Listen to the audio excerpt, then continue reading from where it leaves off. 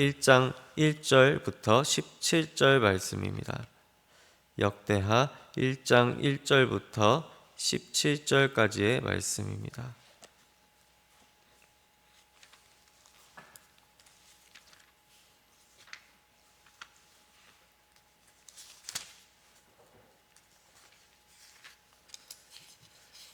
역대하 1장 1절부터 17절 말씀, 구약 656면에 있습니다. 구약 656쪽에 있습니다. 역대하 1장 1절부터 17절 말씀을 저와 여러분이 번갈아서 교독하시고 마지막 절은 다 함께 읽도록 하겠습니다. 다윗의 아들 솔로몬의 왕위가 견고하여 가며 그의 하나님 여호와께서 그와 함께 하사 심히 창대하게 하시니라. 이스라엘의 천부장들과 백부장들과 재판관들과 온 이스라엘의 방백들과 족장들에게 명령하여 솔로몬이 온 회중과 함께 기브온 상당으로 갔으니 하나님의 회막 곧 여호와의 종 모세가 광야에서 지은 것이 거기에 있음이라. 전에 예루살렘에서 하나님의 궤를 위하여 장막을 쳐두었으므로 그 궤는 다윗이 이미 기랏 여아림에서부터 그것을 준비한 곳으로 메어 올렸고, 옛적에 훌의 손자 우리의 아들 부살렐이 지은 놋 제단은 여호와의 장막 앞에 있더라. 솔로몬이 회중과 더불어 나아가서 여호와 회막 앞에 있는 놋 제단에 솔로몬이 이르러 그 위에 1000마리 희생으로 번제를 드렸더라. 그날 밤에 하나님이 솔로몬에게 나타나 그에게 이르시되 내가 내게 무엇을 주랴 너는 구하라 하시니, 솔로몬이 하나님께 말하되 주께서 전에 큰 은혜를 내 아버지 다윗에게 베푸시고 내가 그를 대신하여 왕이 되게 하셨사오니 여호와 하나님이여 원하건대 주는 내 아버지 다윗에게 허락하신 것을 이제 굳게 하옵소서. 주께서 나를 땅의 티끌같이 많은 백성의 왕으로 삼으셨사오니 주는 이제 내게 지혜와 지식을 주사 이 백성 앞에서 출입하게 하옵소서. 이렇게 많은 주의 백성을 누가 능히 재판하리까 하니, 하나님이 솔로몬에게 이르시되 이런 마음이 내게 있어서 부나 재물이나 영광이나 원수의 생명 멸하기를 구하지 아니하며 장수도 구하지 아니하고 오직 내가 내게 다스리게 한 내 백성을 재판하기 위하여 지혜와 지식을 구하였으니, 그러므로 내가 내게 지혜와 지식을 주고 부와 재물과 영광도 주리니 내 전에 왕들도 이런 일이 없었거니와 내 후에도 이런 일이 없으리라 하심이라. 이에 솔로몬이 기브온 산당 회막 앞에서부터 예루살렘으로 돌아와서 이스라엘을 다스렸더라. 솔로몬이 병거와 마병을 모으매 병거가 1400대요 마병이 12,000명이라 병거 성에도 두고 예루살렘 왕에게도 두었으며, 왕이 예루살렘에서 은금을 돌같이 흔하게 하고 백향목을 평지에 뽕나무같이 많게 하였더라. 솔로몬의 말들은 구에서 사들였으니 왕의 무역상들이 때로 값을 정하여 산 것임을. 다 같이 읽겠습니다. 애굽에서 사들인 병거는 한 대에는 은 60세겔이요 말은 150세겔이라. 이와 같이 햇사람들의 모든 왕들과 아람 왕들을 위하여 그들의 손으로 되팔기도 하였더라. 아멘. 오늘부터 우리는 역대하 말씀을 통해서 하나님 음성을 좀 만나보고자 합니다. 역대상이 다윗의 이야기로 끝이 나고 역대하는 이제 이스라엘과 남유다의 역사에 대해서 다루게 되는데요. 그 중에서 첫 번째 부분은 다윗의 아들인 솔로몬의 이야기입니다. 오늘의 말씀은 솔로몬이 이전에 어려운 상황들을 딛고 왕이 된 이후의 시점부터 시작된다고 할 수 있습니다. 하나님께서는 다윗을 사랑하신 것처럼 솔로몬도 사랑하십니다. 그래서 그의 왕국을 창대하게 만들어 주셨죠. 왕이 된 솔로몬은 나라를 이끌어가는 각 지도자층들에게 명령합니다. 백부장이나 각 지역의 방백들, 이런 그 지도자층을 부르게 되는 것이죠. 그래서 명령하여서 어딘가로 가게 되는데요. 이를 보고 솔로몬의 마음의 중심이 어디에 있었는지 알 수 있고, 또한 우리가 배울 신앙의 태도가 거기에 있습니다. 우리 다 함께 2절과 3절을 다시 한번 읽어보면서 솔로몬이 지도자들을 불러서 어디로 갔는지 확인을 한번 해보도록 하겠습니다. 시작.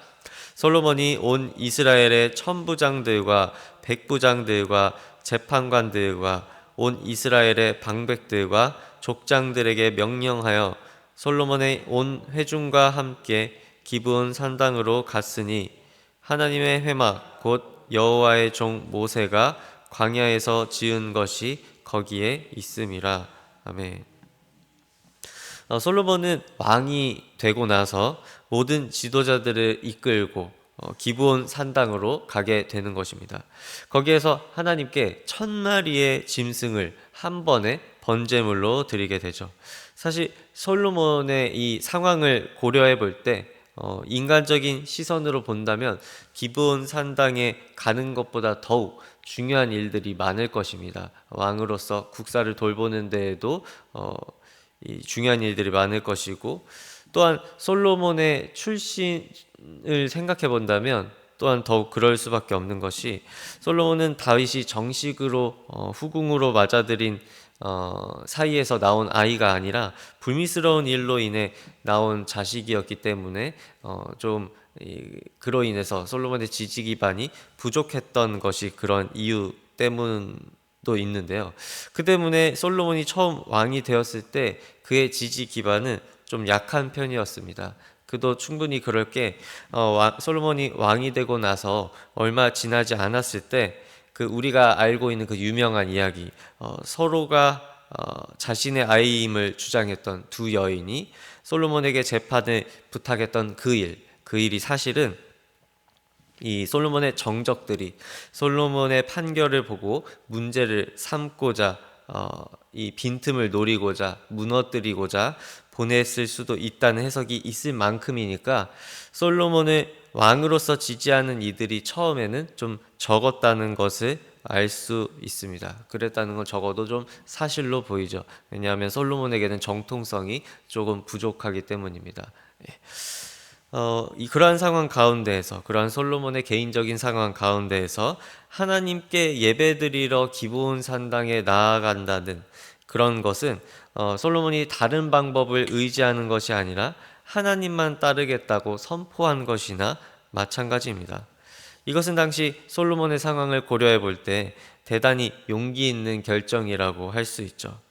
자신의 정적들이 항상 자신을 무너뜨리기 위해서 이 호시탐탐 기회를 노리고 있는 그런 상황 가운데에서 자신의 체제를 견고히 하려고 노력하거나, 혹은 정적을 제거하거나, 이 성경 말씀에도 나오는데 원수를 제거하거나 그렇게 하려고 하지 않고, 또한 자신의 상황을 점검하거나 처신을 하는 게 아니라 하나님에게 나아왔다는 것은 솔로몬이 아버지 다윗에게 받은 그 신앙의 유산을 잘 받아들여 하나님께 자신의 상황과 생명을 맡기는, 이 다윗이 했던 것처럼 그렇게 할 수 있는, 또한 다시 말해 전적으로 하나님을 의지하는 그런 신앙의 태도를 가졌다고 볼 수 있는 것입니다.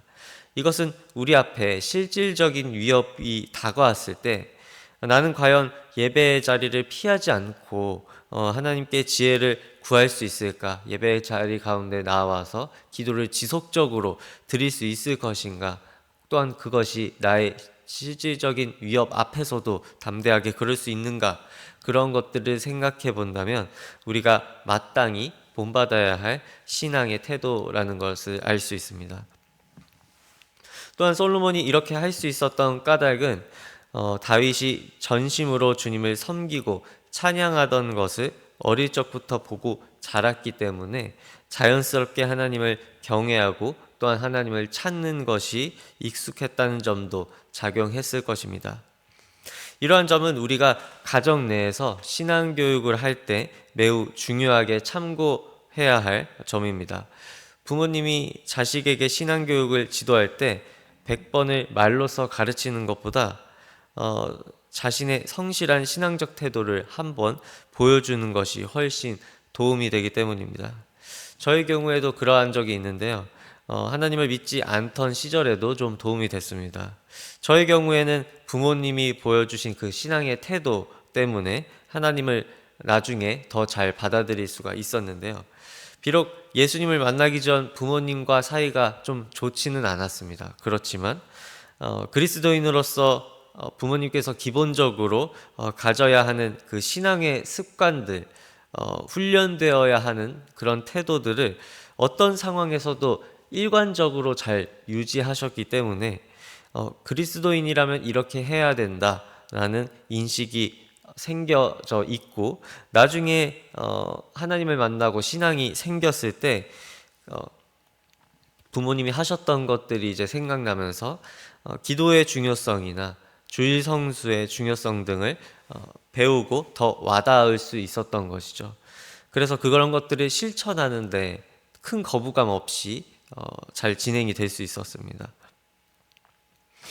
또한 비단 이 신앙교육뿐만이 아니라 우리가 누군가에게 무엇을 교육시켜주고자 한다면 가르쳐주고자 하는 것을 직접 보여주는 것이 가장 큰 도움이 될 것입니다.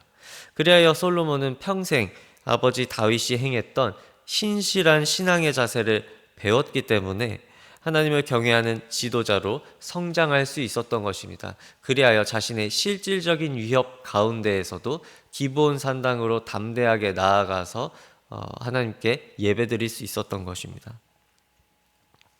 또한 말씀을 계속해서 보면 솔로몬은 6절에서 짐승 1000마리를 번제물로 드리게 됩니다. 우리 6절을 다 함께 읽어보면서 다시 한번 살펴보면서 솔로몬이 어떻게 행했는지를 살펴보도록 하겠습니다. 6절 다 함께 읽도록 하겠습니다. 시작. 여호와 앞 곧 회막 앞에 있는 놋 제단에 솔로몬이 이르러 그 위에 1000마리 희생으로 번제를 드렸더라. 아멘. 이것이 우리가 익히 알고 있는 1000번제의 유래가 되는 구절이라고 할 수 있습니다.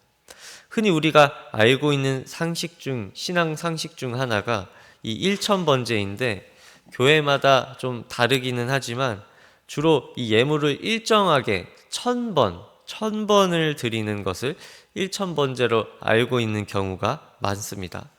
물론 일정하게 뜻을 정하여 1000번씩이나 예물을 드린다는 것은 그렇게 하나님께 감사하는 이 마음을 올려드린다는 것이 그 자체로 매우 좋은 의미가 있습니다. 그 자체로 하나님께 우리 마음을 전달해드리는 좋은 의미가 있습니다. 하지만 그것은 성경으로 볼 때는 이 진정한 의미의 1000번제라고 할 수는 없고 그저 이 정성스럽게 하나님께 예물을 드리는 하나의 어떤 행위로 볼 수 있는 것이죠. 이 성경에 나오는 1000번제랑은 좀 다른 느낌이라고 봐야 합니다. 성경에서 나온 1000번제는 한 번에 자신의 재산에서 큰 비율을 차지하는 어느 정도를 하나님께 드리는 것이죠. 그래서 솔로몬도 자신의 재산 중에 상당 부분을 하나님께 한 번에 일거에 드리는 그런 모습을 이렇게 보이는 것입니다. 그것을 1000번제라고 하는 것이죠. 물론 이것은 11조처럼 성도들이 공통적으로 드리는 예물도 아니고 교리화되어 있는 교리도 아니고 하나님께 헌신하는 척도가 되지도 않습니다. 그저 솔로몬은 하나님께 감사하는 마음을 난 이만큼 크게 하나님께 감사합니다라고 자유롭게 표현한 것이죠. 이러한 1000번제 때문에 마음이 불편하실 필요는 없습니다. 이 자원하는 마음으로 주님께 감사한 마음을 순수하게 올려드린 예물을 하나님께서는 기쁘게 받아주시기 때문에 감사하는 만큼 하나님께 드리면 되는 것이죠. 자유롭게 생각하시면 되는 것입니다. 솔로몬은 하나님께 감사하는 그 마음이 컸기 때문에 그러한 자신의 이 감사한 마음을 자신이 드릴 수 있는 대로 하나님께 자유롭게 드린 것이죠. 이어서 솔로몬은 이런 일 후에 꿈을 한 가지 좀 꾸게 되는데요. 하나님께서 원하는 것을 들어주신다고 하자 이 지혜와 지식을 구하게 됩니다. 여기서 말하는 이 지혜와 지식의 뜻은 이 열왕기 상에 나오는 듣는 마음과도 비슷한 그런 의미인데요. 주로 이 재판을 할 때 필요한 지식과 지혜를 뜻합니다. 이 듣는 마음도, 열왕기상에 나오는 듣는 마음도 이 백성의 이야기를 듣는 마음, 이 변호를 듣는 마음인 것이죠. 이 당시의 사회에서는 큰 재판을 왕이 담당했기 때문인데요. 왕이 주로 재판을 하기 때문에 그 재판에 필요한 지혜와 지식을 구한 것입니다. 솔로몬은 이렇게 재판을 하게 될 때 지혜와 지식을 구함으로써 개인의 영광이나 부귀를 바라는 것이 아니라 하나님이 이스라엘 민족을 다스리시고자 하는 그 뜻을 그대로 대행하고자 하는 그 뜻을 하나님께 전한 것이라고 볼 수 있습니다. 애초에 하나님께서는 이 이스라엘의 왕을 세우실 때 하나님의 뜻 그대로 행하기를 바라셨죠. 그래서 사울을 세우셨고, 그렇지만 사울은 하나님을 배신하는 결과가 되었습니다. 그 이후에는 다윗이 하나님께 이 결함이 있는데도 불구하고 자신의 결함을 하나님 앞에 내려놓고 충성을 함으로써 하나님께 큰 사랑을 받았죠. 다윗 또한 하나님이 하시고자 하는 대로 이 왕의 직을 대행하려고 했던 왕이라고 볼 수 있습니다. 사실 왕이라고 하지만 우리의 진정한 왕은 하나님이시기 때문에 하나님의 그 하시고자 하는 것을 대행하는 게 왕의 역할인 것이죠. 이것은 이 하나님의 종으로서 그분이 세상에 행하시려는 뜻을 그대로 나타내야 한다는 점에서 우리 또한 솔로몬처럼 행해야 할 것입니다. 하나님이 하시고자 하는 바를 솔로몬은 대행하려고 노력했기 때문에 우리 또한 하나님께서 세상에 행하시고자 하는 그 행동을 그대로 대행하려고 노력해야 될 것입니다. 하나님께서는 이러한 솔로몬의 마음 중심을 보시고 충성하고자 하는 그 마음의 중심, 그리고 하나님의 뜻을 그대로 대행하고자 하는 그 겸손한 마음의 중심을 알아보시고 솔로몬이 구하지 않은 부귀와 영광까지 더해 주시게 되는 그러한 은혜를 맛보게 되는 것이죠. 그러나 그 구절 가운데에는, 이 오늘의 말씀 구절 가운데에는 이 솔로몬의 허점 또한 드러나 있습니다. 그러한 것은 오늘의 말씀 중에 14절부터 17절까지의 말씀이 그러한 솔로몬의 허점을 드러낸다고 볼 수가 있는데요. 우리가 함께 14절부터 17절을 다시 한번 읽어보면서 어떠한 실수를, 어떠한 허점을 솔로몬이 범했는지 한번 살펴보도록 하겠습니다. 14절부터 17절 한 번 더 읽어보도록 하겠습니다. 시작. 솔로몬이 병거와 마병을 모으매 병거가 1,400대요 마병이 12,000명이라 병거 성에도 두고 예루살렘 왕에게도 두었으며 왕이 예루살렘에서 은금을 돌같이 흔하게 하고 백향목을 평지에 뽕나무같이 많게 하였더라. 솔로몬의 말들은 애굽과 구해에서 사들였으니 왕의 무역상들이 때로 값을 정하여 산 것이며 애굽에서 사들인 병거는 한 대에 은 600세겔이요 말은 150세겔이라. 이와 같이 햇사람들의 모든 왕들과 아람 왕들을 위하여 그들의 손으로 되팔기도 하였더라. 아멘. 솔로몬은 병거와 마병, 이 군사들을 모으게 됩니다. 그리고 재물을 모으게 되죠. 하나님께서 주시는 것을 받아들이는 것은 좋지만 그에 앞서서 솔로몬이 한술 더 떠 자신이 더 노력하여서 모으게 됩니다. 하지만 이 신명기 17장에는 왕법이라는 것이 나와 있죠. 그리고 솔로몬은 그 율법을 아마도 알고 있었을 것입니다. 왜냐하면 율법은 솔로몬이 등장하기 훨씬 이전에 나온 것이기 때문입니다. 신명기 17장에서 왕법이 어떻게 나와 있냐면 병거와 마병을 모으지 말고 은금을 모으지 말라고 나와 있습니다.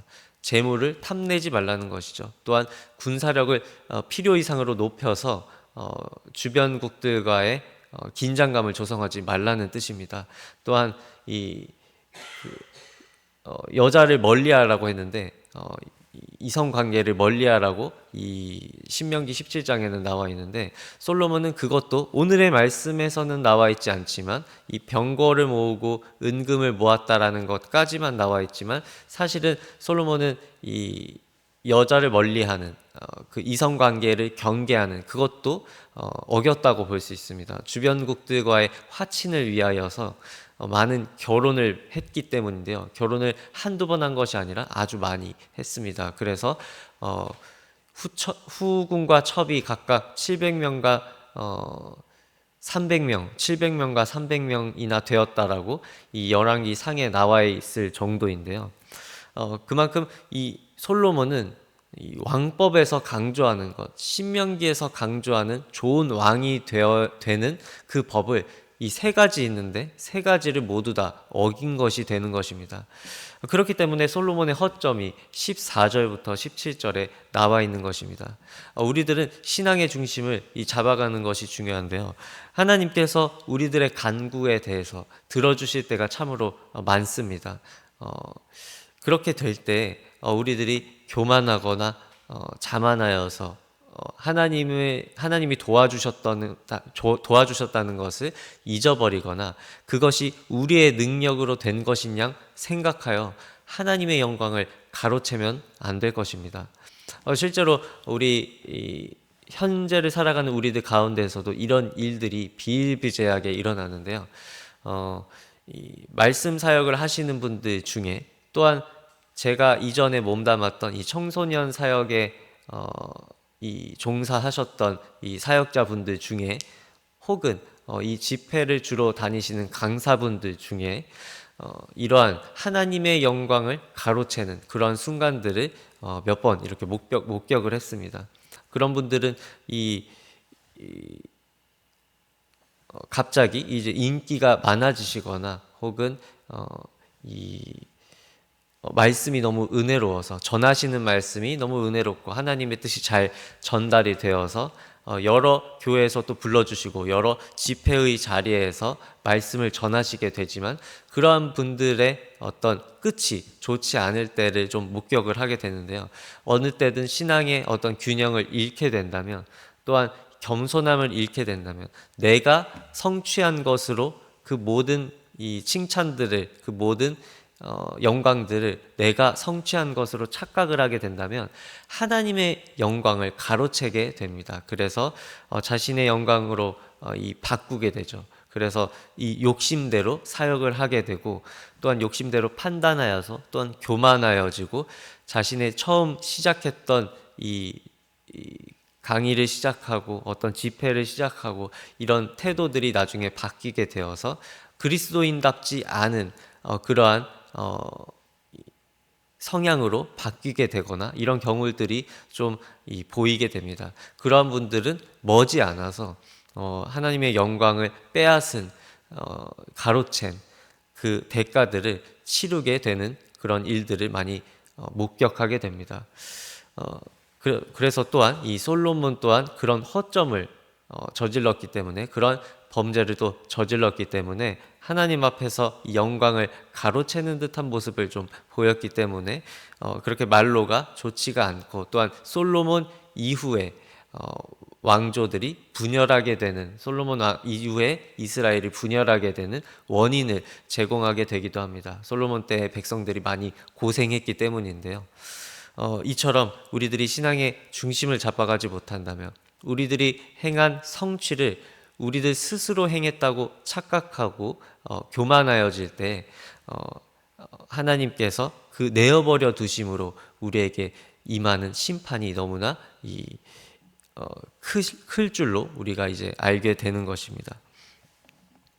그래서 이 하나님께서 우리에게 바라시는 이 삶의 태도는 여러 가지가 있으나 오늘의 말씀 중에서 특히 강조되는 것은 진실함이라고 볼 수 있습니다. 그러한 태도가 오늘 말씀 속에서 두드러집니다. 진실함을 가졌을 때 하나님께서는 영광을 부어주셨고 진실함이 없어졌을 때 하나님께서는 그 영광을 빼앗아 가시는 모습을 오늘 말씀에서 보여주십니다. 오늘 말씀에서 그 경과가 보이지는 않지만 솔로몬이 행한 허점을 우리가 목격함으로써 이 이후에 또한 벌어질 상황들을 우리는 알고 있습니다. 그러한 것들로 미루어 보아 하나님께서는 오늘의 말씀 중에서 진실함이라는 그 태도를 강조하시고 있는 것이죠. 하나님은 진실하셔서 그가 다스리는 우리들도 진실하게 되기를 바라십니다. 물론 완벽하게 우리가 다 따라서 할 수는 없지만 그렇게 진행되는 과정 중에, 그렇게 성화되는 과정 중에 우리가 있는 것입니다. 그래서 늘 그렇게 되려고 노력을 해야 되는 것이죠. 그리고 우리가 그 바라심에 응답하여서, 하나님의 바라심에 응답하여 솔로몬처럼 개인의 영광을 바라지 않고 진실하게 자기 마음을 드리면서, 또한 하나님이 행하고자 하시는 바를 그대로 진실하게 그리고 성실하게 세상에 나타내며 하나님과 동행하려고 할 때 우리는 하나님이 선사해 주시는 놀라운 능력을 체험하여 하나님을 믿는 것이 아니라 만나게 되어서 하나님을 경험으로 알게 되는, 그리하여 친구처럼 대면하는 저와 여러분이 되시기를 주님의 이름으로 소망합니다. 기도하겠습니다. 하나님 아버지, 우리들은 항상 주님께서 행하고자 하시는 바대로 똑같이 행해야, 또한 세상의 그런 것들을 똑같이 보여주어야 하나님께서 영광 되시는 줄을 오늘 말씀에서 알게 되었습니다. 또한 진실함으로 행동할 때, 하나님 앞에서 진실함으로 행동할 때 하나님께서 큰 영광 부어주시고 우리 삶에 평안함을 주신다는 사실 또한 우리가 깨닫게 되었습니다. 우리가 세상 풍조에 연연하지 아니하고 담대하게 주님의 말씀대로 살아가려고 노력할 때, 또한 진실하게 하나님께 충성되고자 노력할 때, 또한 나의 개인적 영광을 바라지 않고 주님의 영광만을 생각하면서 주님만을 위하여 살게 될 때 하나님께서 베풀어 주시는 큰 영광과 하나님께서 베풀어 주시는 큰 은혜와 그 사랑과 또한 그 참 평안함을 느낄 수 있게 주님 도와주시옵소서. 그리하여 우리가 하나님과 동행하고 하나님과 같은 시선으로 세상을 바라보고 그렇게 할 때 하나님과 동행하면서 하나님처럼 하나님과 닮아갈 수 있는 우리 모두가 될 수 있도록 주님께서 도와주시옵소서. 이 모든 것 예수님의 이름으로 기도드립니다. 아멘.